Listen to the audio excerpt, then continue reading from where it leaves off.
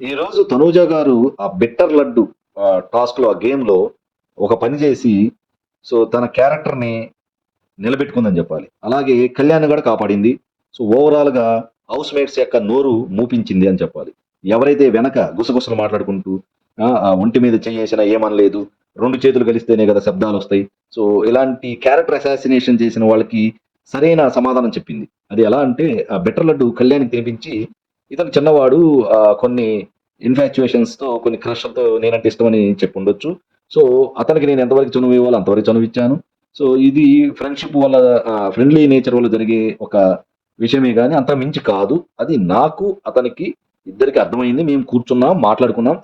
దీనిలో మూడో వ్యక్తి వచ్చి ఇన్వాల్వ్ అవ్వాల్సిన పని లేదు అని చాలా చక్కగా, ఎవరైతే గుసగుసలు ఆడుకుంటున్నారో ఇద్దరి రిలేషన్ గురించి వాళ్ళ యొక్క నోరు మూపించింది.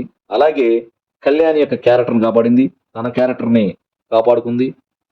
ఓవరాల్‌గా అందరికి ఒక సింపుల్ టాస్క్‌తో మనం తనూజ గారు సమాధానం చెప్పడం అనేది హ్యాట్స్ ఆఫ్, సూపర్బ్! సూపర్బ్ అనిపించింది తనూజ గారికి మాత్రం. ఈ విషయంలో రియల్లీ గ్రేట్ అనిపించారు.